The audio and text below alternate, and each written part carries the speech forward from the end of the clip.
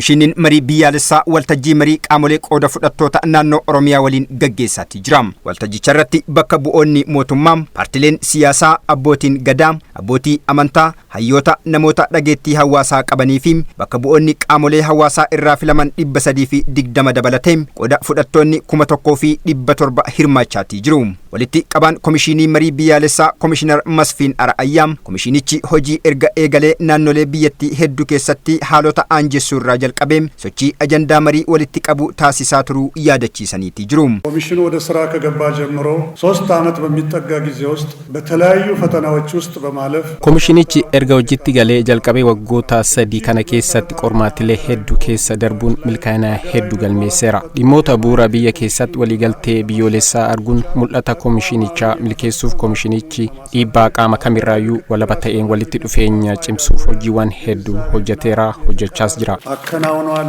እያከናወነም ይገኛል። ኢትዮጵያ keessa garaagarummaan yaadaa jiraatu sim garaagarummaa yaadaa fi ilaalcha jiru humnaan hiikuuf yaaluun addunyaa qaroome keessatti barbaachisaa miti jedhaniiti jiru. Mariin biyyaalessaa garaagarummaa yaadaa mariin walitti fiduun biyya cimtuu ijaaruuf ta'uu kan himan Komishinar Masfiin akka hawaasa qaroomeetti rakkoolee jiran hunda mariin hiikuun ala filannoon biroo hin jiru jedhanii jiru. ለዘመናት ሲንከባለሉ የመጡ ውስጣዊ ችግሮችን ተመካክረን waggoottan dheeraadhaaf rakkoowwan keessoo gangalachaa dhufan mari'achuun yeroo dimokiraasiif sirrii ta'e uumuuf haga hin dandeenyetti dhimmoota darban irratti xiyyeeffachuun qofa taanaan daandii walitti bu'iinsa akka dheeratuu fi gatii guddaan akka kafalamu taasisa. Kaayyoo maricha kanaa fi kanneen biroo galmaan ga'uuf yaada qooda fudhattoota irraa ka'u hojiirra oolchuun baay'ee barbaachisaadha.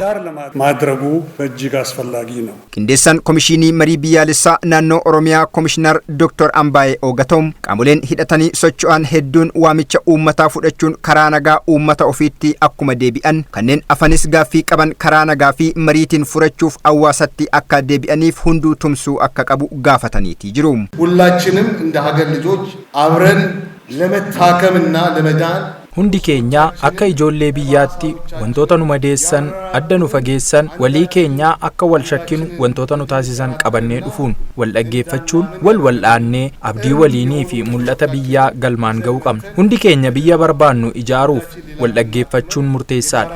Adeemsa kana irratti hundi keenya abbaadha. Adeemsa kana keessatti yoo wal dhaggeeffannee fi waliin dubbanne Oromiyaa cimtuu taatee fi Itoophiyaa cimtuu taatee ijaaruu dandeenya jedheen amana. መገንባት እንችላለን ብያምናለሁ።